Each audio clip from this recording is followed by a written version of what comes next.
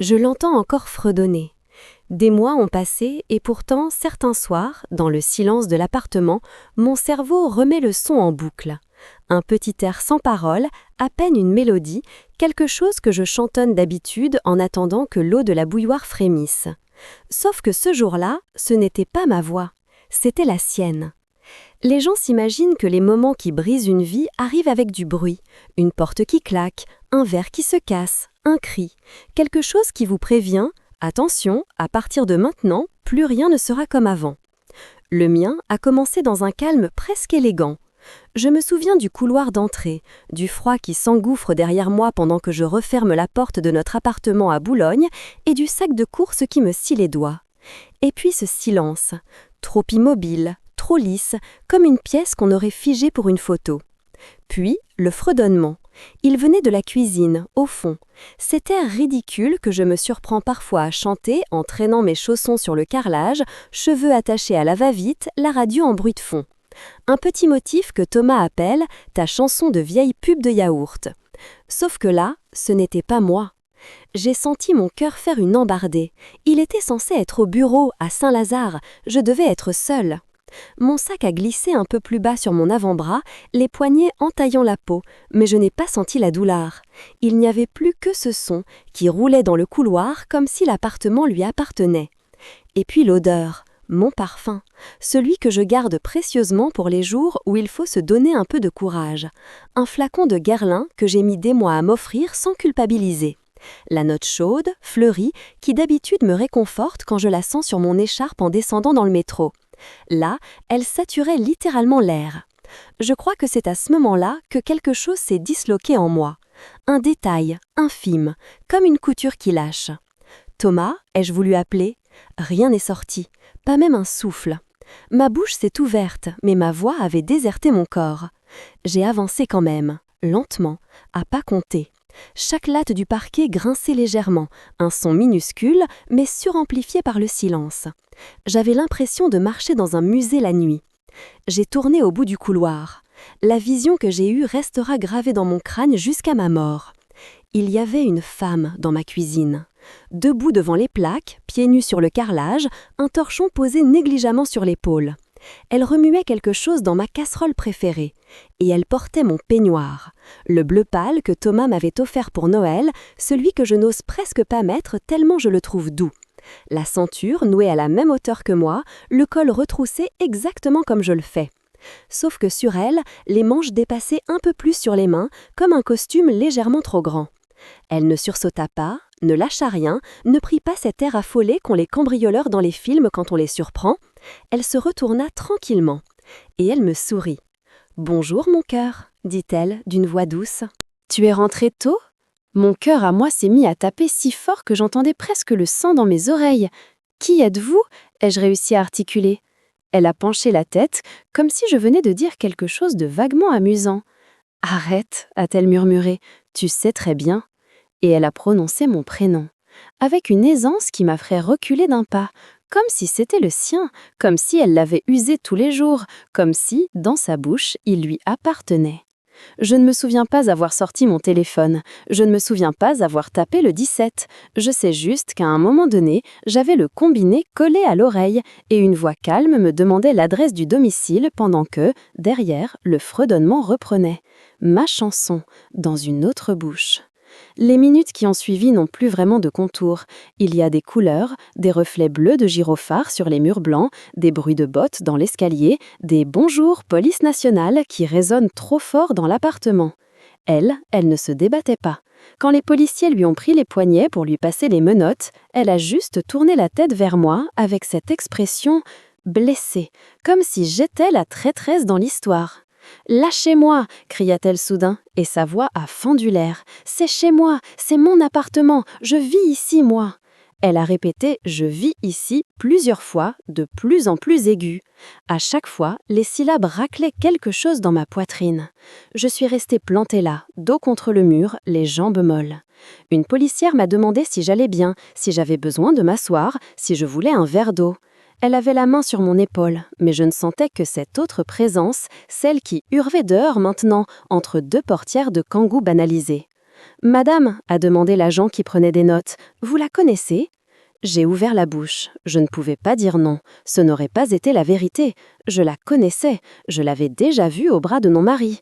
Elle riait trop fort à ses blagues, lui touchait le bras trop souvent, le regardait avec une chaleur qui n'avait rien de professionnel. Et lui, un soir, avait rigolé en l'appelant devant moi, ma femme de bureau. Lila. C'est là, devant ma porte d'entrée encore ouverte sur le palier, que j'ai compris que ce n'était pas juste une histoire de tromperie. C'était bien Pierre. Astérisque. Si je remonte au début, à avant, tout semble étonnamment banal. La plupart des catastrophes, j'ai fini par le comprendre, on se masque là au départ. Avant Lila, ma vie était française, dans le sens le plus cliché du terme, un 2 pièces bien rangé à Boulogne-Billancourt, des samedis au marché Escudier, des soirées Netflix avec du fromage trop cher posé entre nous sur la table basse. Un mari qui se plaignait de la ligne 9 et des réunions qui s'éternisent, une carrière que je bricolais moi-même comme graphiste freelance, un abonnement à la salle de sport que je n'utilisais pas assez. Thomas et moi, on était mariés depuis 6 ans, assez longtemps pour avoir nos habitudes. Le café au comptoir le samedi matin, chez le même bistrotier qui posait les tasses devant nous sans demander. Les déjeuners du dimanche chez ses parents à Versailles 2 fois par mois. Les petites disputes sur la vaisselle pas faite, vite réglées par un baiser ou un « pardon, j'ai été nulle ». Rien d'extraordinaire, rien de romanesque. C'est pour ça que les premiers signes m'ont échappé. Le travail de Thomas avait toujours été prenant. Agence de communication, open space, clients exigeants, deadline qui tombe la veille pour le lendemain. Il avait déjà fait des soirées tardives au bureau, surtout en période de campagne de pub. Mais là, ça devenait systématique. « Je ne vais pas rentrer trop tard », disait-il. Puis je le voyais débarquer à 22h, parfois 23h30, les yeux cernés mais l'air étrangement lumineux. Comme si quelqu'un l'avait écouté, admiré, nourri d'une attention que je ne lui donnais plus. Son téléphone aussi avait changé. Avant, il traînait partout, sur la table basse, sur la coudoir du canapé, dans la salle de bain. Je pouvais le prendre pour regarder l'heure ou vérifier la météo, ça ne lui posait aucun problème. Un soir, je l'ai vu sursauter quand l'écran a vibré à côté de lui, et il l'a retourné face contre la table. « C'est rien », a-t-il dit trop vite, « juste le boulot ».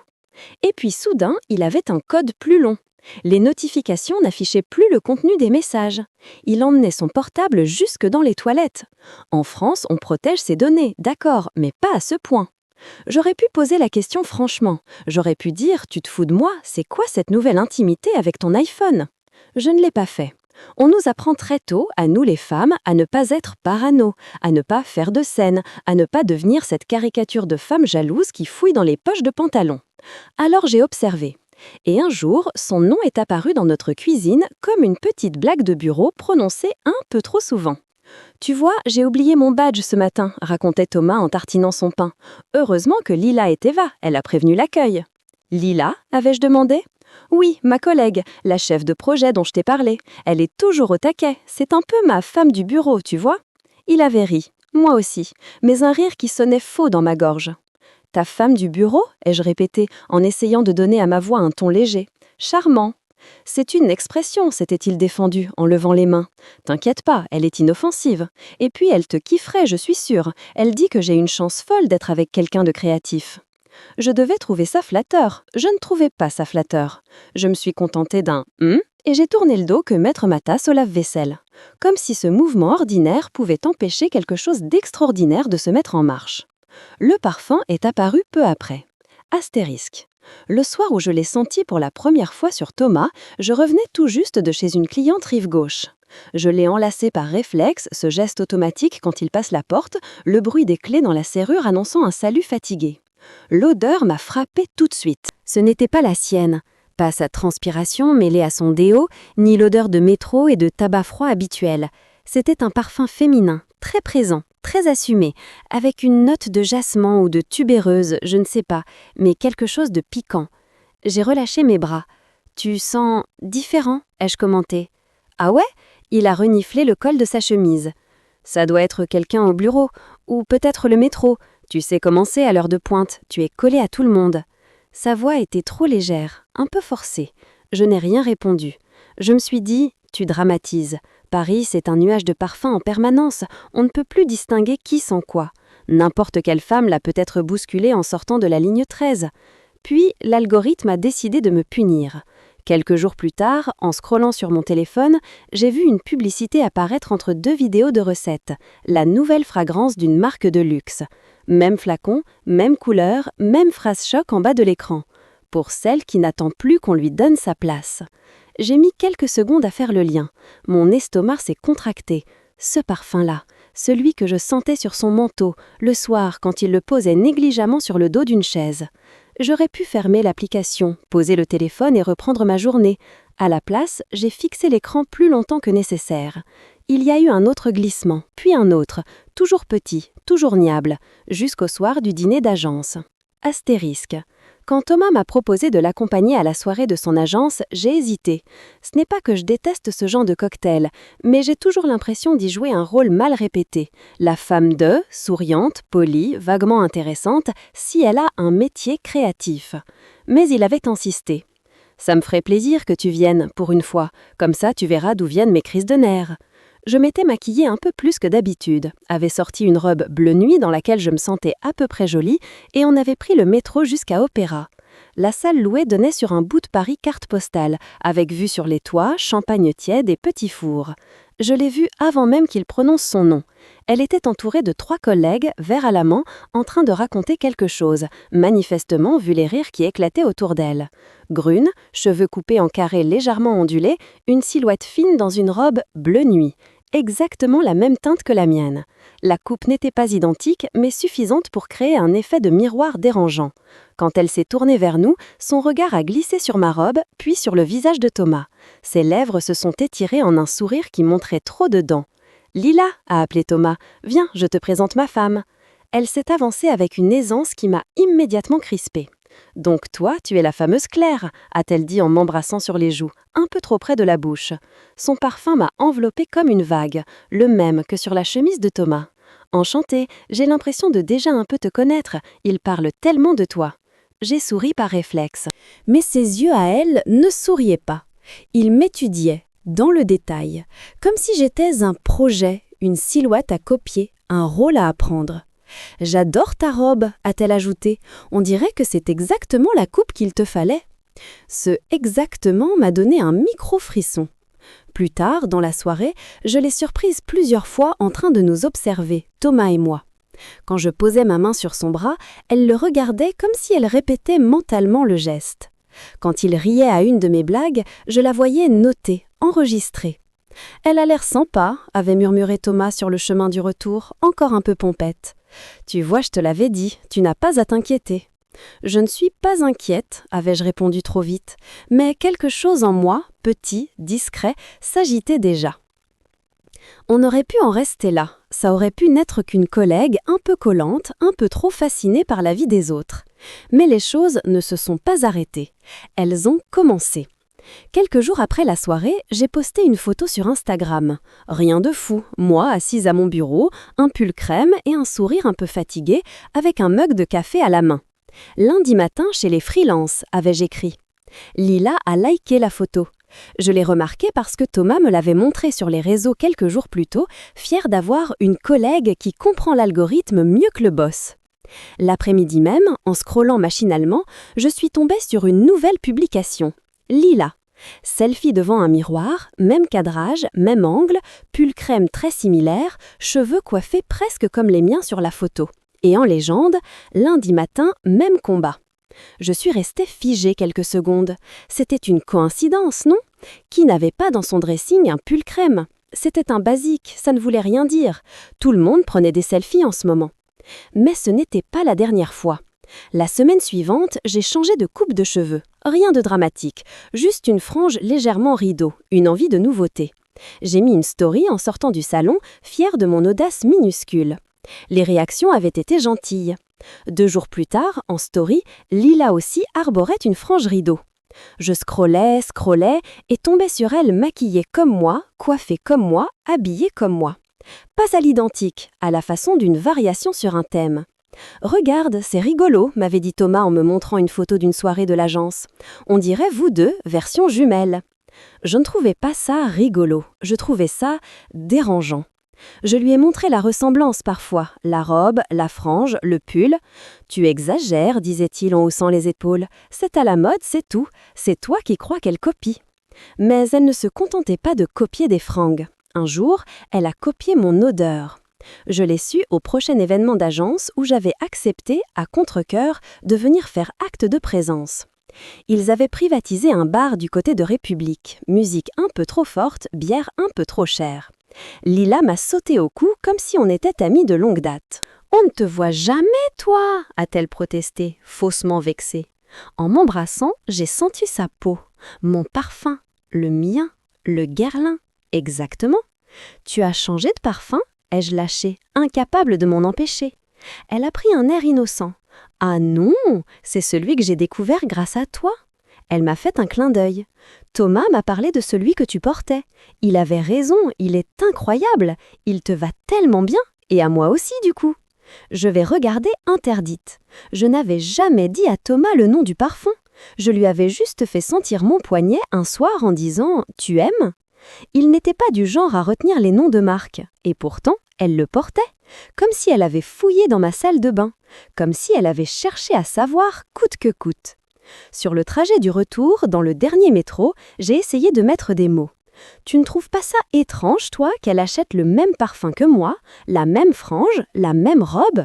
C'est un peu beaucoup, non? Il avait levé les yeux de son téléphone, agacé. Tu vois le mal partout, c'est fou. Elle aime ton style, c'est flatteur. Tu veux que je te rappelle le nombre de fois où tu as montré des looks Pinterest en disant « J'aimerais bien m'habiller comme elle ». Tu fais pareil.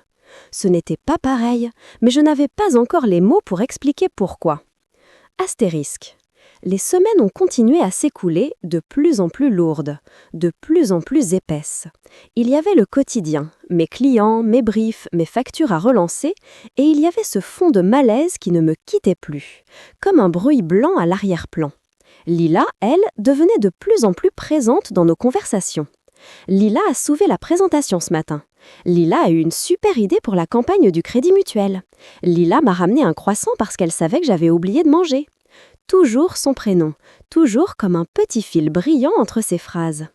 Une fois, en rentrant plus tard que d'habitude, il m'avait raconté une scène de la journée, hilar, et avait lâché « Non mais t'aurais vu ça, on aurait dit un couple marié, Lila et moi, à engueuler le directeur de création comme des parents devant le prof principal. » Je m'étais crispée. « On était la team de choc », avait-il ajouté, sans remarquer mon silence. « Je t'assure, c'est ma femme du bureau, tu ne peux pas rivaliser. » Il l'avait dit pour rire, je le savais, mais entendre de sa bouche cette phrase « tu ne peux pas rivaliser » m'avait planté une aiguille dans le cœur. Le lendemain, alors qu'il était déjà parti, j'ai ouvert son ordinateur portable resté sur la table. Je ne l'avais jamais fait avant. Il n'y avait pas de code. Il m'avait toujours dit « de toute façon, on n'a rien à se cacher ». Je n'avais pas prévu de fouiller. Je voulais, je ne sais pas, me rassurer. Mais le chat interne de l'agence était ouvert et la conversation avec Lila, chef de projet, aussi. Les premiers messages étaient anodins. Blagues sur les collègues, complaintes sur la clim, gifs du jour. Puis, plus bas, j'ai vu des photos. D'elle. Toujours d'elle. Des selfies pris dans un miroir, dans un couloir mal éclairé, à la lumière d'un lampadaire. Sur l'une, elle portait ce fameux pull crème. Sur une autre, un trench beige comme celui que j'avais sorti la semaine précédente. Sur une troisième, elle avait noué une écharpe exactement comme la mienne, avec la même boucle dorée. Et à chaque fois, des réponses de Thomas. « Ça te va trop bien, on dirait une influenceuse là. Ce style j'adore, il me rappelle quelqu'un. » Quelqu'un, moi. Plus bas encore, Lila. « Tu crois qu'elle serait vexée si je me coupais les cheveux comme elle ?» Thomas. « Je pense qu'elle trouverait ça flatteur, clin d'œil. Et moi aussi. » Ma mâchoire s'est serrée tellement fort que j'en ai eu mal aux dents. Ce n'était pas qu'il l'encourageait à copier, il validait, il nourrissait, il donnait du carburant à son obsession. Je n'ai pas trompé, me dira-t-il plus tard. Mais à ce moment-là, devant l'écran, j'avais l'impression que quelque chose entre nous avait déjà basculé du côté de la trahison. J'ai refermé le portable, le cœur tambourinant. J'ai passé la journée à faire semblant de travailler, mes designs flous, les couleurs sans importance. Tout ce que je voyais quand je fermais les yeux, c'était ces photos. Et dans un coin de ma tête, une question grattait. Jusqu'où irait-elle ? Je n'avais encore rien vu. Astérisque. L'étape suivante, ce fut le café. Mon café. Pas dans le sens mon entreprise de torréfaction artisanale, non. Mon café du quartier, celui où je vais depuis 3 ans, où le serveur m'appelle la créa, où on me pose mon flat white sur la table près de la baie vitrée sans même me demander ce que je veux. Ce matin-là, j'étais restée travailler à la maison. Vers midi, un message de ma meilleure amie, Sophie, a vibré sur mon téléphone. « Tu bosses au café, là? Je t'ai cru aperçue, mais t'avais l'air différente. » Je fronce les sourcils. « Non, je suis chez moi. Pourquoi ?» Bizarre, il y avait une fille à ta table, même coupe, même manteau, même tote bag Monoprix. J'étais sûre que c'était toi. Mon sang s'est glacé. « Tu es encore là ?» Non, je repars, mais je jurerais que c'était toi. Elle a même commandé le même truc que toi, ton latte chelou à l'avoine. J'ai relu le message 3 fois. Quelqu'un était allé s'asseoir à ma table, dans mon café, avec mon manteau, mon tote bag et mon latte chelou. Tout mon corps s'est mis à vibrer, comme si j'avais mis les doigts dans une prise. Je me suis habillée à la hâte, enfilé des baskets, enroulé une écharpe à l'arrache et je suis sortie. Le trajet jusqu'au café m'a paru plus long que d'habitude. Je scrutais chaque silhouette sur le trottoir. Quand je suis entrée, l'odeur familière de café moulu m'a enveloppée, mais elle ne m'a pas apaisée. Le serveur m'a lancé un sourire. « Ça fait 2 fois aujourd'hui, a-t-il plaisanté. Le besoin de café se fait sentir, hein ?» Je l'ai regardé perdu. 2 fois ? Oui, tu es venu en fin de matinée, non ? Tu es reparti précipitamment. Mon estomac s'est retourné. J'étais pas là, ai-je murmuré. Il a froncé les sourcils, dubitatif. Tu as une sœur jumelle cachée alors ? Elle s'est installée là-bas, comme d'habitude. Il a désigné ma table. Je me suis tournée. La chaise était encore un peu tirée, comme si quelqu'un venait à peine de se lever. Un verre d'eau à moitié plein trônait à côté d'une tasse vide. Sur la soucoupe, un reste de mousse, une trace beige. Un latte à l'avoine. Le barista a haussé les épaules et est parti servir un client. Moi, je suis restée plantée au milieu de la salle, les mains glacées. Elle était venue. Elle avait occupé ma place. Mon café était devenu un décor pour sa répétition générale. Ce mot « répétition » a commencé à s'imposer dans mon esprit. Elle répétait ma façon d'être, ma façon de m'asseoir, ma façon d'exister. Le colis est arrivé quelques jours plus tard. Une boîte en carton banal posée dans le hall de l'immeuble, avec mon nom écrit au feutre noir. Pas de logo, pas d'adresse d'expéditeur. Juste Clara Martin en lettres capitales. Je l'ai montée chez nous, l'ai posée sur la table, l'ai regardée longtemps sans l'ouvrir. C'était sûrement un truc que j'avais commandé et oublié. Ça arrive, surtout en période de solde. J'ai fini par déchirer le scotch. À l'intérieur, soigneusement plié, il y avait un peignoir, bleu pâle, identique au mien, même matière, même col-châle, même ceinture. Je l'ai saisi du bout des doigts. L'étiquette arborait la marque de la boutique où Thomas l'avait acheté, rue de Passy. Au fond du carton, une petite carte sans enveloppe. Tu mérites d'être bien dans ta peau. X. Pas de signature. Je n'ai pas crié, je n'ai pas pleuré, je suis restée là, stupéfaite, un rire nerveux me montant à la gorge. Elle m'envoyait mon propre rôle en double. Je n'avais plus affaire à une simple collègue lourde, j'avais affaire à quelqu'un qui écrivait une version alternative de ma vie. Thomas est rentré 1 heure plus tard. Quand il a vu le peignoir déplié sur le canapé, son visage a changé. « C'est quoi ça ?» a-t-il demandé. « Tu le diras » ai-je répondu. Ma voix ne me ressemblait pas. Trop calme, trop nette. Tu es le seul à savoir où tu l'as acheté. Il a pâli. Tu insinues que j'ai... Mais non, attends, Clara, tu te rends compte de ce que tu sous-entends là? Je ne sous-entends rien, je constate. J'ai désigné la carte. Tu reconnais l'écriture? Il a pris le petit carton, l'a retourné. Ses épaules se sont un peu affaissées. Ça pourrait être n'importe qui, a-t-il tenté. Ce pourrait être m'a fait plus mal que n'importe quelle confession. Ce n'était pas n'importe qui. Je savais. Il savait que je savais. Mais reconnaître, à ce moment précis, aurait rendu les choses irréversibles. Alors, il a préféré s'accrocher à son « je n'ai rien fait de mal ». C'est humain, je suppose. « Tu deviens parano », a-t-il fini par lâcher. « Tu vois des signes partout ». Je n'ai pas insisté. J'ai plié le peignoir et l'ai rangé dans un sac, au fond de mon placard. Je ne l'ai plus ressorti. Mais le mal était fait. Je ne me sentais plus chez moi. Je me sentais infiltrée. À partir de là, mon cerveau a commencé à fonctionner comme un radar. Je remarquais tout, trop. Chaque petit détail devenait suspect. Une cuillère déplacée du mauvais côté de l'évier, une serviette pliée différemment sur le radiateur, Une trace de rouge à lèvres sur le bord d'un verre que je n'avais pas utilisé. J'ai d'abord pensé que je devenais folle, que la jalousie me rongeait au point de m'inventer des preuves. Alors, j'ai acheté un carnet. Sur la première page, j'ai écrit la date et j'ai commencé à noter. Mercredi, 8h40. Le mug Paris rangé sur la mauvaise étagère. Je ne le mets jamais là. Thomas déjà parti. Vendredi, 22h. Odeur de son parfum dans le couloir alors que Thomas sort de la douche. Il dit qu'il ne l'a pas vu aujourd'hui. Dimanche, 3h17. Bruit dans la cour intérieure. Quand je me lève, silhouette qui s'éloigne vers le portail. Trop loin pour distinguer le visage. L'écrire me donnait l'impression de reprendre un peu de contrôle. Si un jour on me disait « tout ça c'est dans ta tête », je pourrais répondre « alors mon imagination a un sens solide de la chronologie ». La peur, elle, continuait de ramper partout. Un soir, alors que Thomas était encore au bureau pour, soi-disant, finaliser un budget, j'ai entendu le bruit le plus banal du monde dans un appartement. Un petit cliquetis.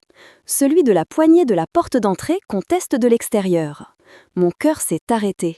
Je me suis figée dans le salon, télé sur mute. Un deuxième cliquetis, plus insisté, puis un très léger grincement, comme si on poussait la porte au maximum de ce que permettait la serrure. Le digicode d'immeuble, lui, avait bien dû sonner, mais je ne l'avais pas entendu. Je suis restée là, pieds nus sur le parquet, à fixer la porte comme si quelqu'un allait la traverser par transparence. Au bout de quelques secondes, ou minutes, je ne sais pas, les bruits se sont arrêtés. J'ai attendu encore 10 bonnes minutes avant d'oser approcher, le cœur battant dans la gorge. Le Judas ne montrait plus qu'un palier désert. Mais en regardant de près, j'ai remarqué quelque chose sur la serrure, juste au-dessus, comme un léger voile graisseux. Une empreinte, une vraie, avec les stries des doigts. Le lendemain matin, les empreintes étaient encore là. Je les ai photographiées. Je les ai collées dans mon carnet, imprimées, avec la date en dessous. La caméra, je l'ai achetée le jour suivant.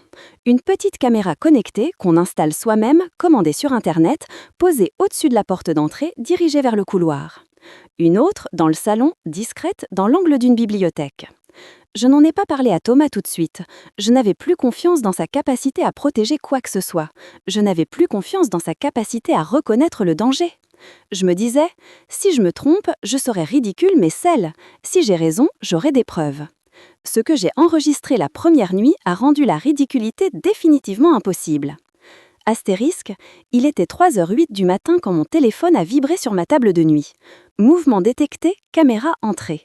Je me suis réveillée d'un coup, la bouche sèche, les mains déjà moites avant même de prendre le portable. J'ai ouvert l'application. L'image de l'entrée de l'immeuble, filmée en noir et blanc par la caméra extérieure de la copro que j'avais demandé au syndic de consulter quelques jours plus tôt, s'est superposée dans ma mémoire aux images qui défilaient maintenant sur mon écran. Sur celui-ci, on voyait notre couloir intérieur plongé dans la pénombre bleutée.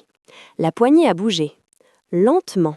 Soigneusement, dans un mouvement mesuré, comme si la personne de l'autre côté voulait éviter tout bruit trop brusque. Je me suis redressée dans le lit, chaque muscle tendu. La porte n'a pas cédé, la serrure tenait. Mais il y avait autre chose, une ombre. Une silhouette se dessinait sous le jour qui passait par le bas. Un morceau de jambe, le contour d'un pied, la suggestion d'un corps. Quelqu'un était juste derrière, séparé de moi par une planche de bois et 2 tours de clé. Je zoomais sur la vidéo autant que possible. La silhouette a fini par s'éloigner, laissant le cadre. Mais un détail m'a happé. La façon de se tenir, cette légère inclinaison de la tête, cette manière de se gratter la nuque en reculant. C'était moi, ou plus exactement, quelqu'un qui avait étudié ma façon de bouger. Le lendemain, Thomas a enfin regardé les vidéos. Je les ai lancées devant lui, sur la télé, comme un film que je ne pouvais plus garder pour moi. Au fur et à mesure que les images défilaient, son visage se vidait. « Ça pourrait être n'importe qui », a-t-il commencé. J'ai cliqué sur pause à l'instant où la silhouette se penchait en avant, la main posée contre la porte, dans un geste si familier que j'en ai eu la nausée. C'était ma posture quand j'écoutais si le four était bien éteint. « Tu crois vraiment ça ?» ai-je demandé. Il est resté silencieux un long moment. « Je vais aller au commissariat », a-t-il fini par dire. Pour la première fois depuis des semaines, nous étions d'accord sur quelque chose.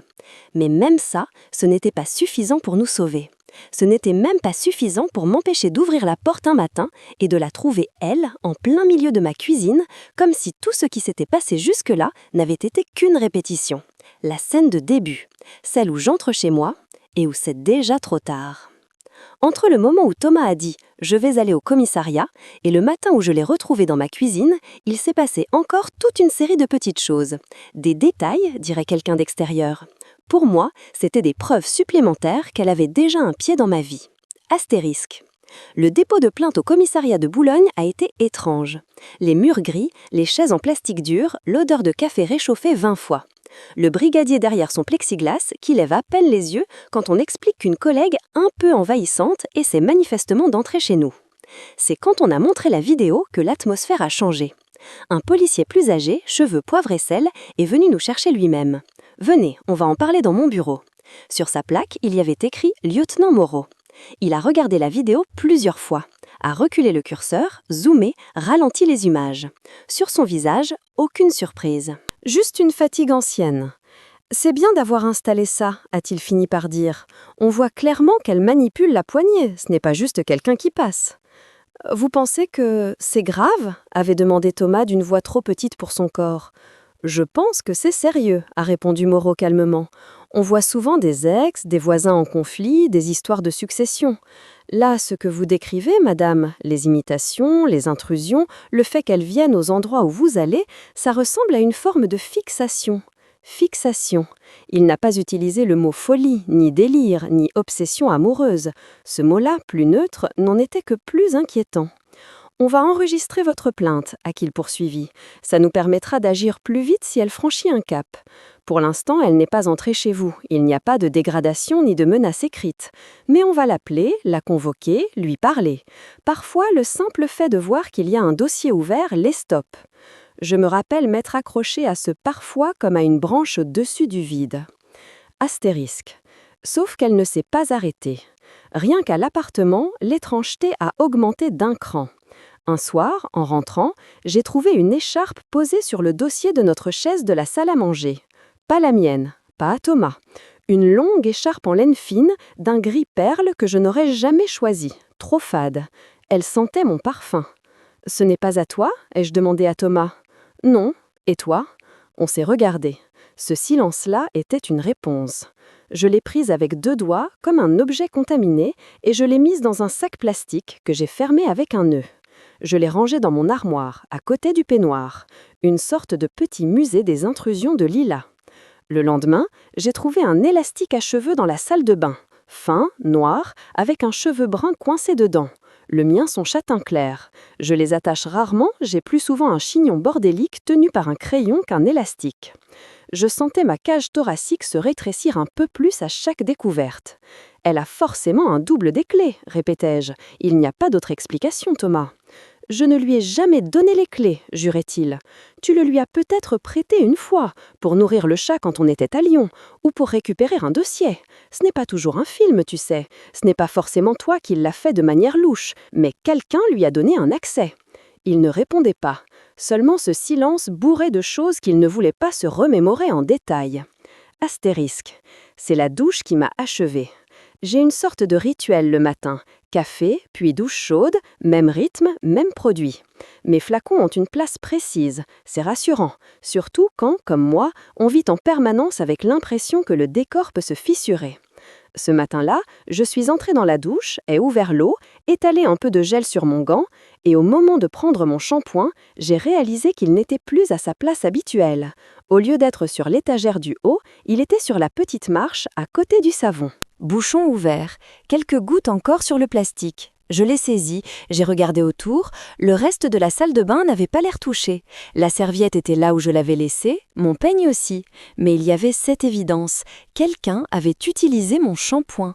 Mon cuir chevelu a commencé à me démanger alors même que mes cheveux étaient encore secs. « Ce n'est pas elle », a tenté Thomas quand je lui ai raconté. « Ça peut être toi qui l'as posée là hier soir et tu as oublié, tu dis toi-même que tu as la tête ailleurs. » Je l'ai fixé, sidéré. « Tu te rends compte de ce que tu es en train de faire ?» ai-je demandé doucement. « Tu préfères croire que je deviens complètement cinglé plutôt que d'admettre que ta collègue franchit une ligne de plus. » Il a baissé le regard. Il n'avait pas envie de choisir. Mais ne pas choisir, c'était déjà se ranger de son côté, à elle. Astérisque.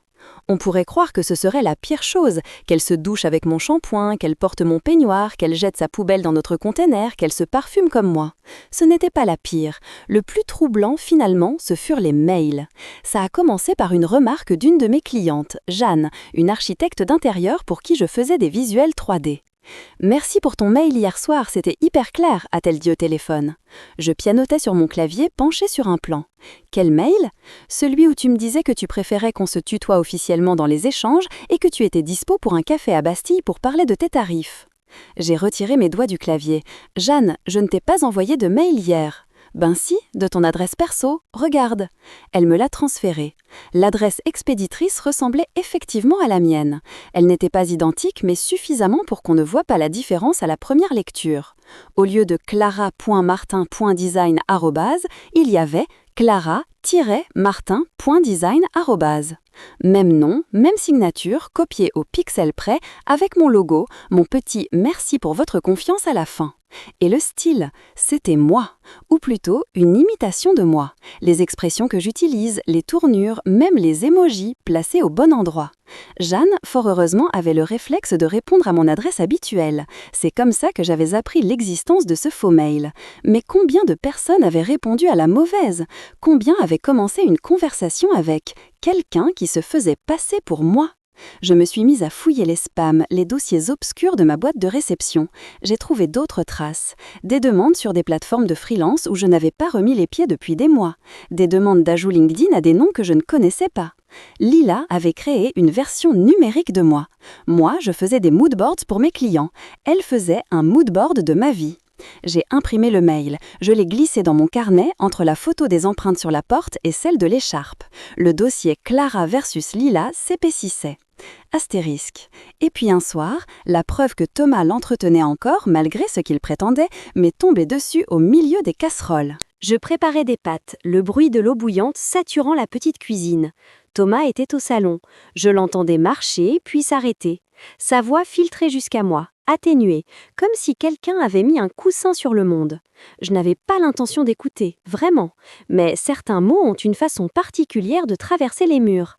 « Je sais, oui, moi aussi. » Je me suis figée, la louche en main. « Non, tu n'es pas folle, c'est juste compliqué là. » Compliqué. Le mot a claqué dans l'air comme une gifle. Je me suis rapprochée du salon, sur la pointe des pieds, m'adossant au mur. Son dos était tourné, le téléphone coincé entre sa joue et son épaule. « Je ne peux pas te parler longtemps, » disait-il. « Elle est là. Elle.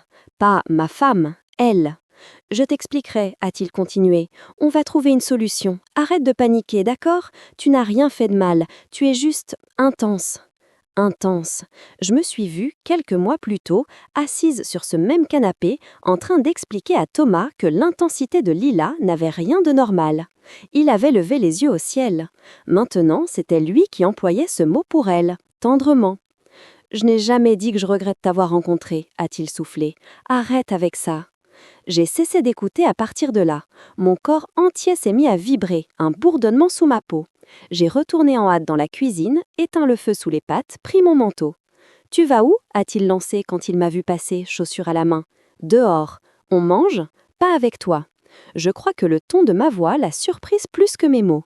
Il a raccroché en catastrophe, a couru me rattraper sur le palier. « Clara, attends, c'est juste, elle allait mal, d'accord ?» Je me suis retournée. « Tu lui dis quoi exactement quand elle va mal ? Que tu regrettes de dormir à côté de moi ? Quel est ton refuge ?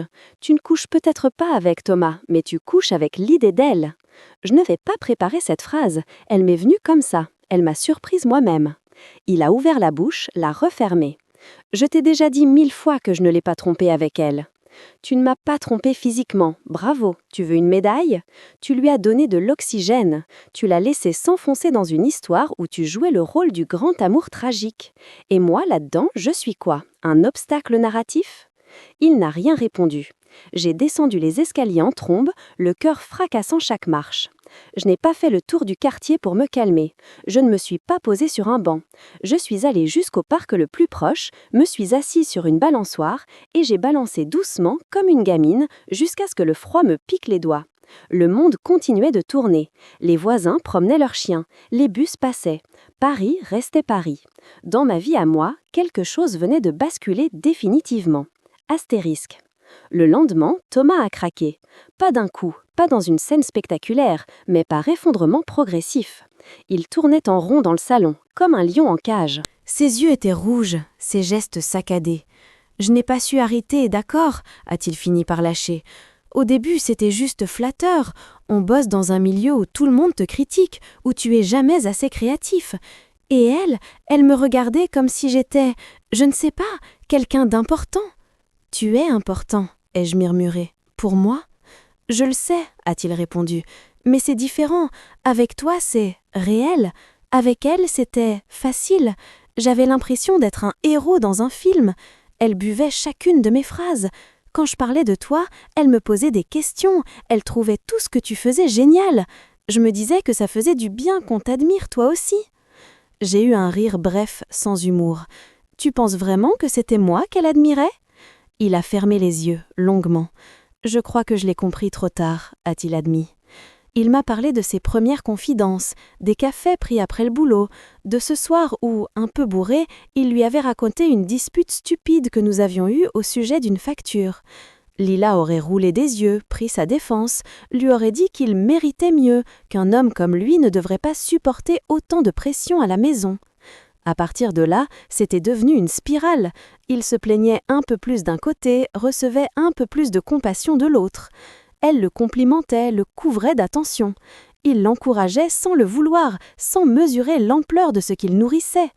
Je pensais qu'elle vivait un crush et que ça passerait, a-t-il avoué. Je me suis dit que tant que je ne couchais pas avec, je ne faisais rien de mal. Je me suis trompée. Je l'ai laissé croire qu'on partageait quelque chose d'exceptionnel, que tu ne pouvais pas comprendre. Et quand j'ai enfin vu qu'elle allait trop loin, j'étais déjà dans la merde jusqu'au cou.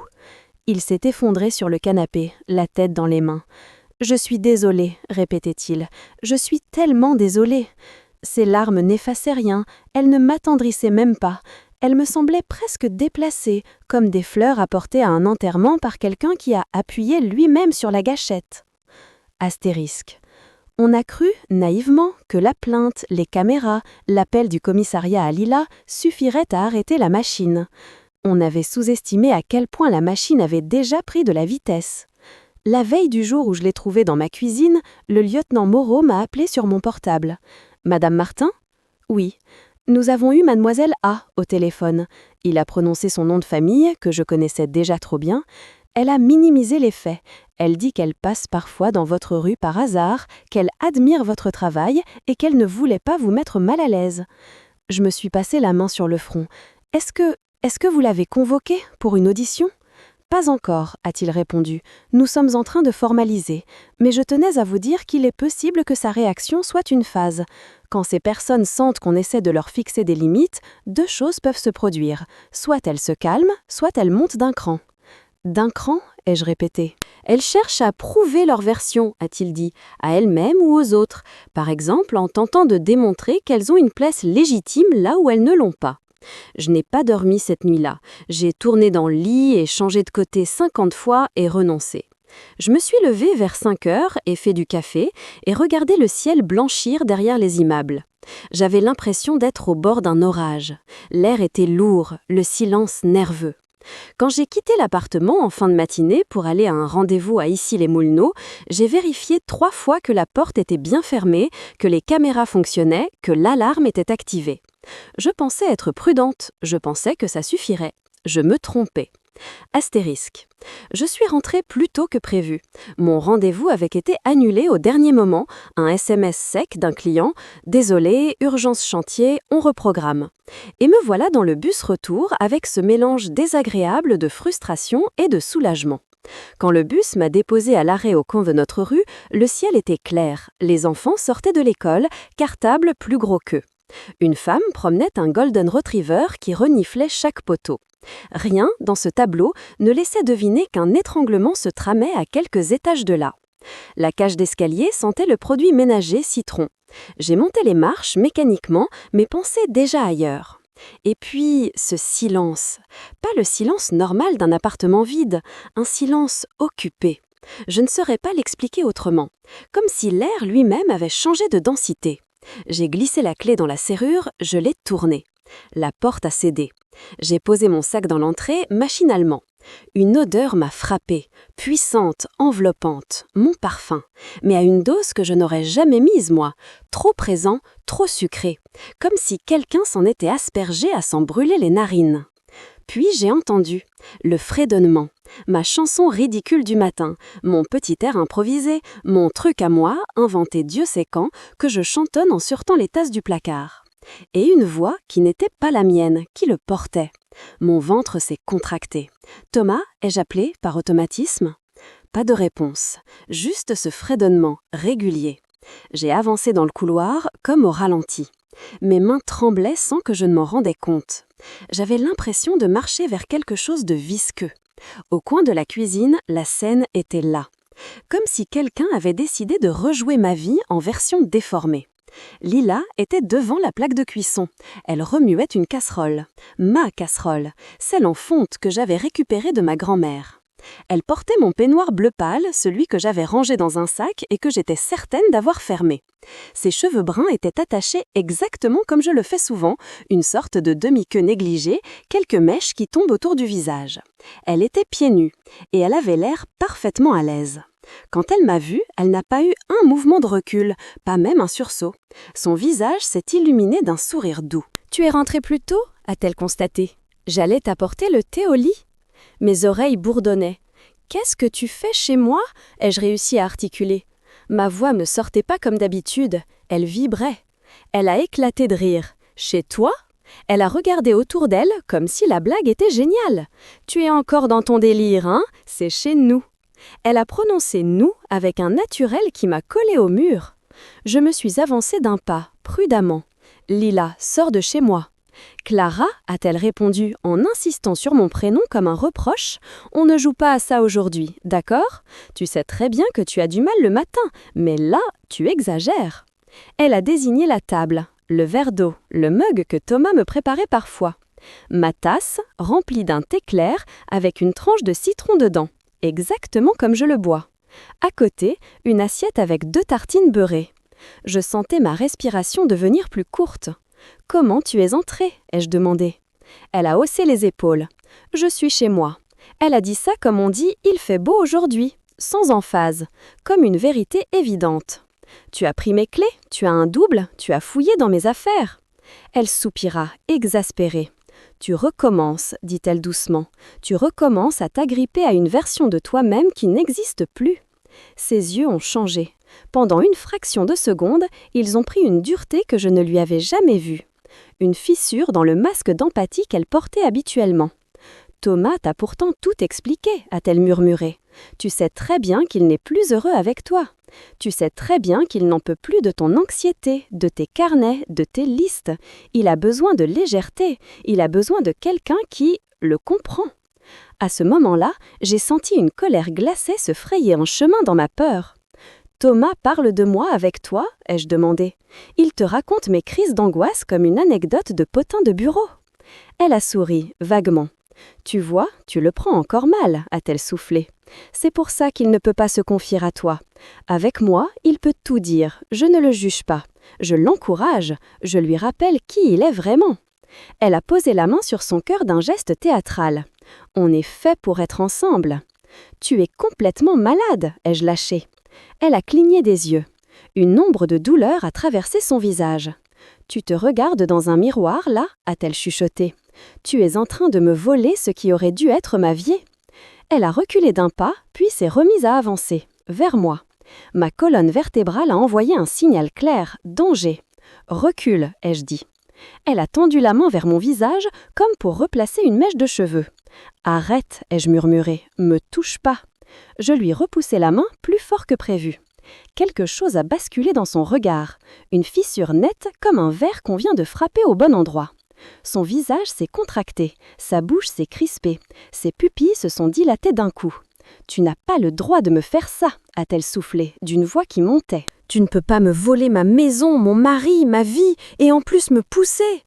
Ce n'est pas ta maison, ai-je répliqué. Ce n'est pas ton mari, ce n'est pas ta vie. Rien de tout ça ne t'appartient. Si, a-t-elle hurlé brusquement. Si. Elle s'est jetée sur moi. Ses doigts ont cherché ma gorge. Son poids m'a projeté contre le frigo.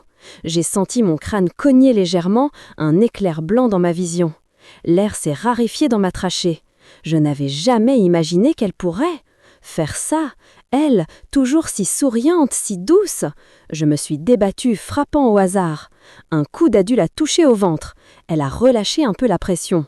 J'ai réussi à tourner la tête et j'ai crié « À l'aide !» La porte d'entrée s'est ouverte. « Clara ?» La voix de Thomas. Il a mis une demi-seconde à comprendre la scène. Une demi-seconde où j'ai vu son visage passer de la surprise à la panique pure. « Lila, lâche-la !» Il s'est précipité, a attrapé Lila par les épaules, a tenté de la tirer en arrière. Elle s'est accrochée à moi encore plus fort, ses doigts plantés dans mes bras. « Tu m'avais promis, hurlait-elle. Tu avais dit que c'était fini avec elle. Tu avais dit que cette vie était pour moi. Je suffoquais, les mots m'arrivaient comme de loin, déformés. « Je n'ai jamais dit ça, criait Thomas. Arrête, tu vas la tuer, lâche-la. Il a fini par réussir à la décoller. Je suis tombée sur le sol, le dos heurtant un meuble. Ma respiration est revenue d'un coup, douloureuse, comme si quelqu'un m'avait planté un couteau dans la poitrine. Je crois que c'est à ce moment-là que ma main a cherché mon téléphone, par réflexe. Mes doigts tremblaient tellement que j'ai failli le faire glisser. « Clara, appelle la police !» hurlait Thomas. « Non, non, non !» Lila se débattait, ses cheveux collant à son visage. « Vous ne pouvez pas faire ça, vous ne pouvez pas me voler ma vie, c'est chez moi ici, c'est chez moi !» Mes doigts ont trouvé le bon contact. J'ai juste eu le temps de dire « Elle est chez moi, elle m'a agressée, elle va recommencer !» Ils savaient qui j'étais. Ils ont envoyé une voiture. Les minutes avant l'arrivée des policiers ont été les plus longues de ma vie. Thomas essayait de la maintenir tant bien que mal, mais elle se tortillait, griffait, mordait. À un moment, elle a planté ses yeux dans les miens.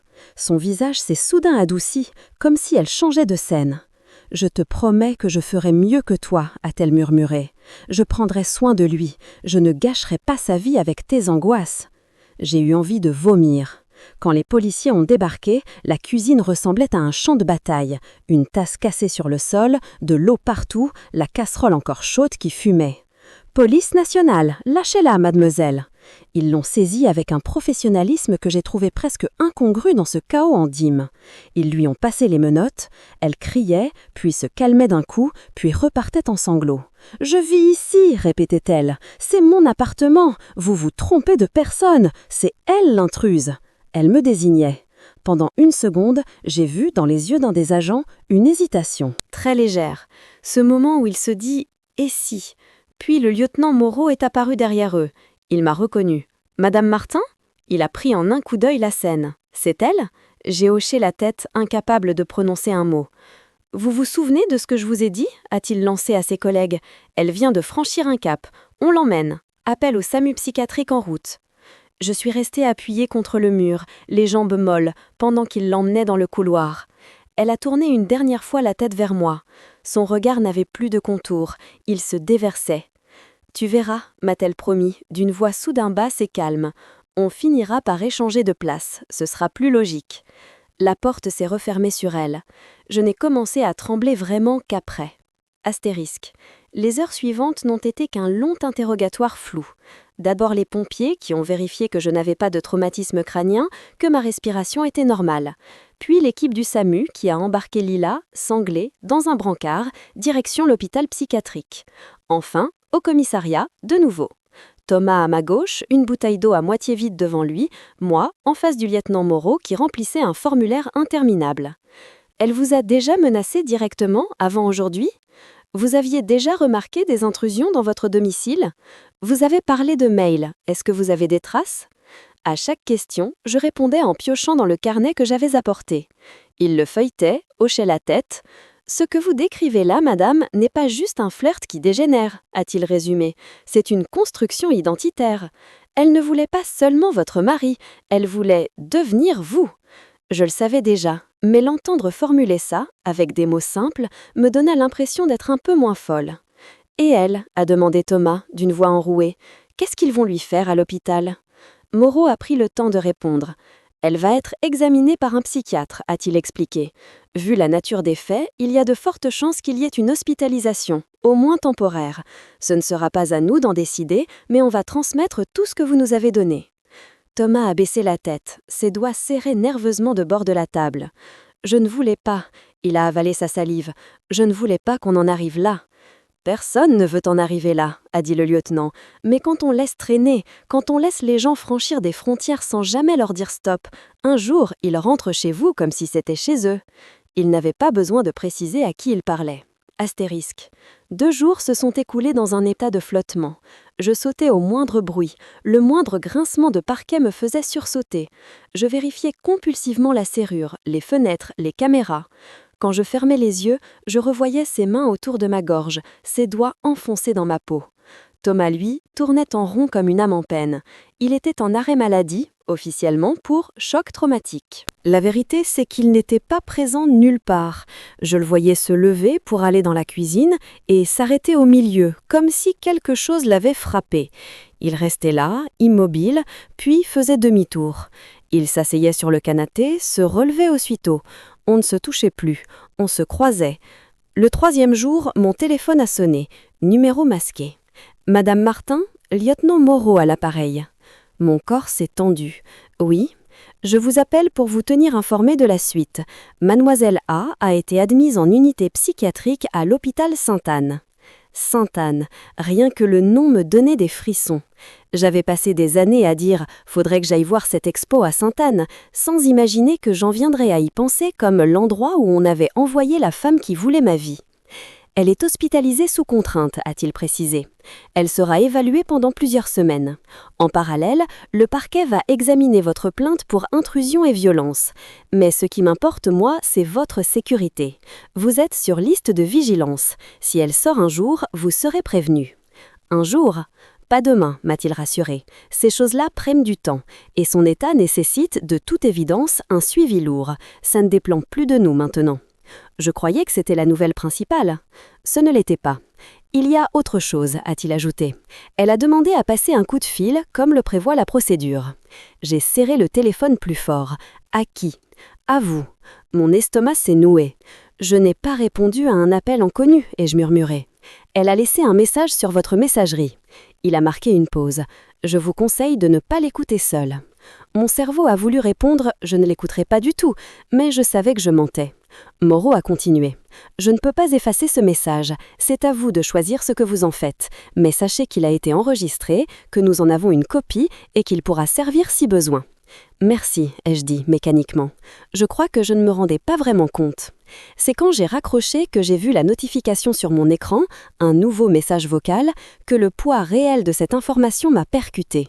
Thomas m'observait depuis le canapé. C'était qui ? Le flic, elle est à Sainte-Anne. Il a fermé les yeux, soulagé. Dieu merci, elle ne pourra plus. Elle t'a appelé, ai-je coupé. Enfin, elle m'a appelé, elle a laissé un message. Il a blêmi. Tu vas l'écouter ? Je ne le savais pas encore. Une partie de moi voulait effacer le message sans même l'entendre, l'effacer de mon téléphone, de ma vie, de ma mémoire, faire comme si tout ça n'était qu'une parenthèse. Une autre partie, celle qui avait pris des photos d'empreintes sur une porte, avait besoin de savoir. C'est cette partie-là qui a gagné. Astérisque. Je me suis enfermée dans la chambre, pas par peur que Thomas m'entende, par peur qu'il voie mon visage pendant que je l'écouterais. Je me suis assise sur le bord du lit. J'ai mis les écouteurs. Mes doigts ont tremblé sur l'écran quand j'ai appuyé sur lecture. Il y a d'abord eu un souffle, puis sa voix. Pas la voix hurlante de la cuisine, pas celle déraillée de la femme qu'on emmenait à l'hôpital. Une voix douce, presque tendre. « Salut !» Elle a ri, un petit rire sans joie. « Je ne sais même pas comment t'appeler, a-t-elle dit. Tu as pris mon prénom, tu as pris mon mari, tu as pris mon appartement, tu as pris ma vie. » Je me suis crispée. « Je voulais juste te dire que je comprends, a-t-elle continué. Je comprends pourquoi tu t'accroches autant. C'est rassurant les habitudes. Ton café, ta douche, tes carnets. On s'y sent protégé. » Elle a marqué une pause. « Mais tu sais aussi bien que moi que ce n'était pas ta place au départ, a-t-elle murmuré. Tu le sens, que tu t'es glissée dans quelque chose qui ne t'appartenait pas vraiment. C'est pour ça que tu es si agressive, si sur la défensive. » Je bouillais. On t'a donné une vie qui n'était pas faite pour toi, a-t-elle ajouté. Tu as fait du mieux que tu as pu, c'est beau. Mais maintenant, il faut rendre ce qui n'est pas à toi. Sa voix a baissé. Tu m'as pris ma vie, a-t-elle soufflé. Je vais prendre la tienne. Pas pour te faire du mal, pour remettre les choses à leur place. Ça doit s'équilibrer. C'est comme les comptes d'une entreprise, tu comprends? Un léger rire. On sera ensemble au final, a-t-elle conclu. Toutes les deux, ou toi et lui et moi, je ne sais pas encore. Mais le mélange ne va pas. Quelque chose doit disparaître pour que tout redevienne logique. Le message a coupé. J'ai eu la sensation physique qu'on me tirait le sol sous les pieds. Je suis restée longtemps immobile, les écouteurs encore dans les oreilles, même si le silence avait repris sa place. On pourrait penser que c'est à ce moment-là que j'ai décidé de quitter Thomas, de déménager, de tout recommencer. Ça ne s'est pas passé comme ça. La décision de partir n'est jamais un coup de tonnerre. C'est une suite de gouttes qui finissent par faire déborder un vase qu'on croyait tant destructible. Lila avait fissuré le vase. La suite allait achever de le briser. Astérisque. Dans les semaines qui ont suivi, l'agence de Thomas a lancé sa propre enquête. Évidemment, on ne peut pas laisser courir dans un open space l'histoire d'un chef de projet enfermé à Sainte-Anne après s'être introduite chez un collègue, sans demander qui a laissé la situation pourrir. La DRH l'a convoqué, puis le directeur général, puis, semble-t-il, le service juridique. Il est revenu un soir, plus pâle que d'habitude, avec cette façon de se tenir qui trahit qu'on vient de lui mettre le nez dans quelque chose. « Je suis mise à pied une semaine », a-t-il lâché sans préambule. Je me suis figée. « Pourquoi? C'est elle qui… » Je sais. Il a passé une main sur son visage. Mais j'ai ma part de responsabilité. Aux yeux de l'entreprise, j'ai laissé une subordonnée développer une fixation sur moi sans réagir, sans prévenir. Il y a des mails, des messages, des photos. Tout le monde a vu qu'il y avait une zone grise. Ils ont peur qu'elle porte plainte contre eux aussi, pour harcèlement ou je ne sais quoi. Ils veulent se protéger. Je ne pouvais même pas dire que c'était injuste, c'était exactement ce qui s'était passé. Je ne vais pas être licencié, a-t-il ajouté. Pas pour l'instant, mais je perds mon poste de responsable de pôle. Je vais être réaffecté sur un autre site, à la Défense, dans une équipe différente. Projet moins intéressant, salaire un peu réduit. Il avait ce ton qui oscillait entre l'abattement et l'autoflagellation. « Tu as détruit ta carrière pour flatter ton ego », ai-je dit. Ce n'était pas gentil, mais c'était vrai. Il n'a pas protesté. Je sais. On ne sait pas crier dessus, on ne sait pas jeter des assiettes, ce n'est pas dans notre tempérament. On s'est juste éloigné un peu plus. Astérisque. Je me suis mise à voir une psy. Une femme d'une 50aine d'années, cheveux gris en chignon, cabinet dans un immeuble haussmannien vers Passy. Canapé confortable, plantes vertes, étagères remplies de livres qu'elle n'ouvre probablement jamais devant les patients, mais qui rassurent, avec tous ces titres sur le trauma, la résilience, les relations toxiques. « Qu'est-ce qui vous amène » m'a-t-elle demandé lors de la première séance. J'ai répondu par un rire qui ressemblait plus à un sanglot. « On a essayé de me voler ma vie » ai-je dit, « et je ne suis même pas sûre de vouloir la garder maintenant. » Elle n'a pas sursauté, elle a seulement penché légèrement la tête comme pour déplier la phrase. Au fil des séances, j'ai déroulé l'histoire. Lila, les imitations, les intrusions. Thomas, ses messages, ses silences. Le carnet, les caméras, le commissariat, la cuisine. La main sur ma gorge, le message vocal. Vous avez subi ce qu'on appelle une atteinte à l'identité, m'a expliqué la psy un jour. Quelqu'un a essayé de s'emparer de vos gestes, de vos habitudes, de votre place, de votre statut d'épouse. C'est extrêmement déstabilisant. Le premier réflexe, c'est de se demander « Suis-je vraiment cette personne ? Est-ce que ce que je suis vaut la peine qu'on se batte pour le garder ?»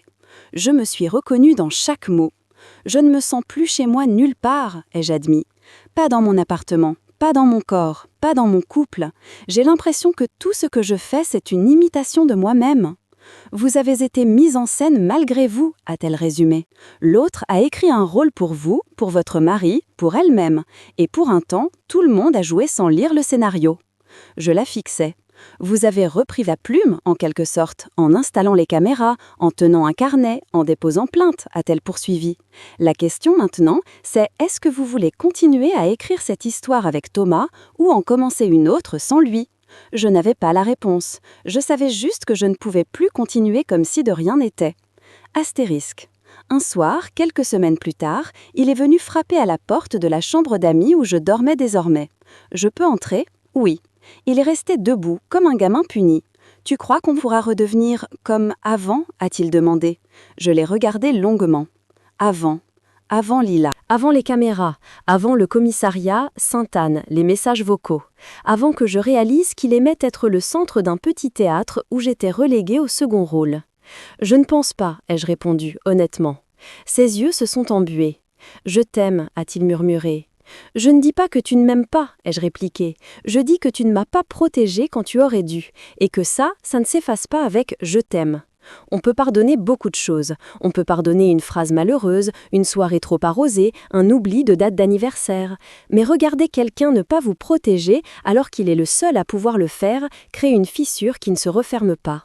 « Je ferai tout ce qu'il faut », a-t-il insisté. « La thérapie de couple, arrêter de bosser dans cette agence, déménager, changer de ville si tu veux. On peut repartir à zéro, à Lille, à Lyon, n'importe où. » Je l'ai cru, en partie. Je savais qu'il était sincère, dans l'instant. Mais la confiance, ce n'est pas un discours, c'est un sol. Le nôtre s'était effondré. Je crois que j'ai besoin d'apprendre à être bien toute seule avant de décider si je veux encore être avec toi, ai-je dit. Le silence qui a suivi a été aussi douloureux qu'une gifle. Alors, j'ai pris la décision.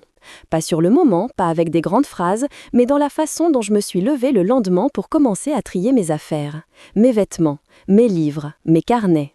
La première fois que je suis allée visiter un studio seul, dans le 15e, j'ai failli faire demi-tour 5 fois.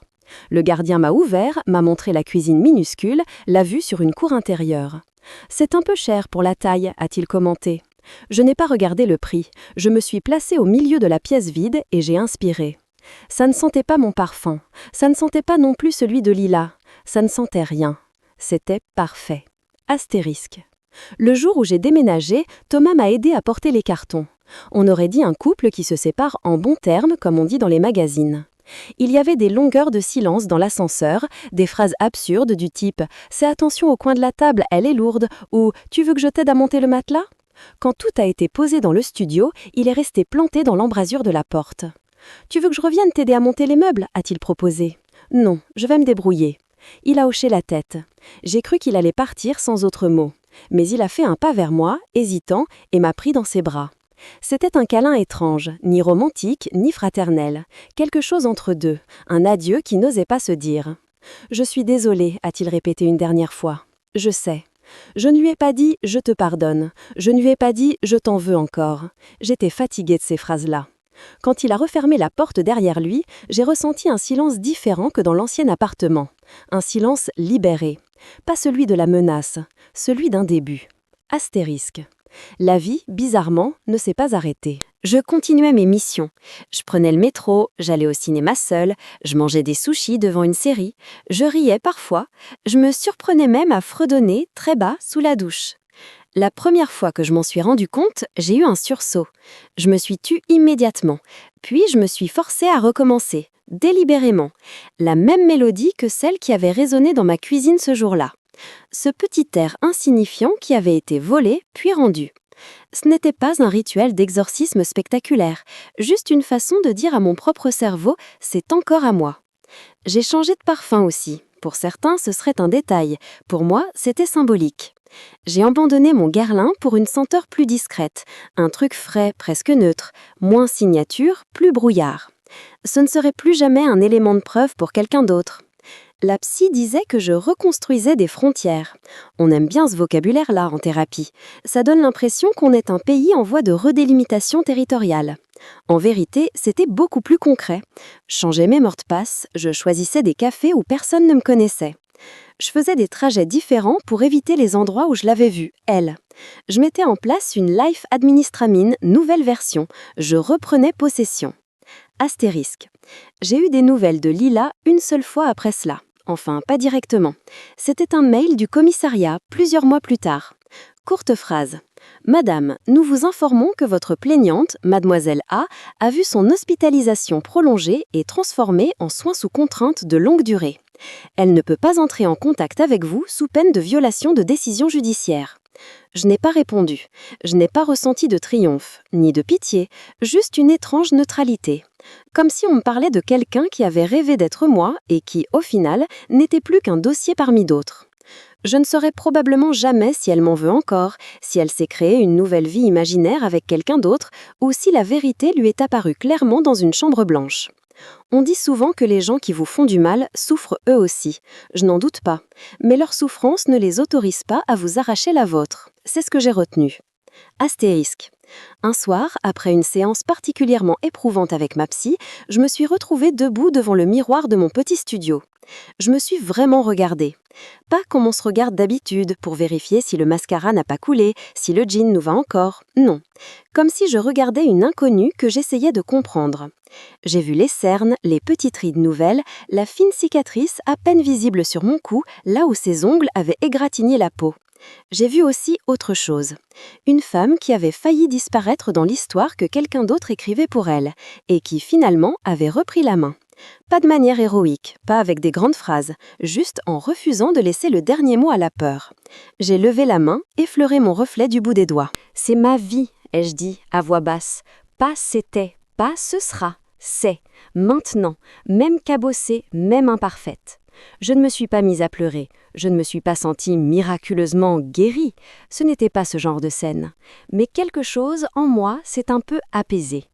Parfois, des gens me demandent encore comment je vais. Ceux qui connaissent toute l'histoire choisissent leurs mots avec soin. Ça va mieux? Tu te sens en sécurité? Tu arrives à faire confiance de nouveau? La vérité, c'est que la sécurité est devenue pour moi un verbe, pas un état. Je me sécurise, je me protège, je me choisis. Je ne suis plus avec Thomas. On s'envoie un message à Noël, un autre pour les anniversaires. C'est cordial, poli, presque amical. Il m'a dit qu'il voyait une autre psy, qu'il essayait de comprendre pourquoi il avait laissé les choses aller si loin. Je lui souhaite sincèrement de trouver la réponse, mais ce n'est plus mon rôle de l'aider.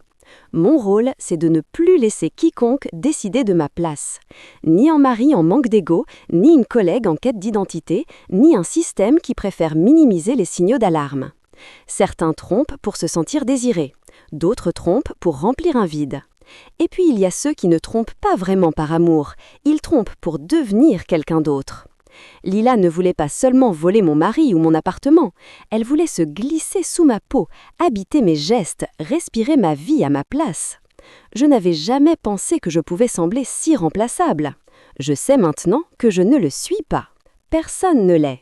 Et si, un jour, quelqu'un essaye de vous convaincre du contraire, en prenant votre parfum, votre robe, votre voix, votre nom, souvenez-vous de ceci. On peut vous imiter, on peut vous jouer, on peut même tenter de vous remplacer. Mais tant que vous refusez de sortir de scène, tant que vous restez debout, aussi tremblante soit votre voix, vous demeurez l'original. Tout le reste n'est qu'une mauvaise copie. Et moi, je refuse d'être effacée par une photocopie, aussi obsessionnelle soit-elle.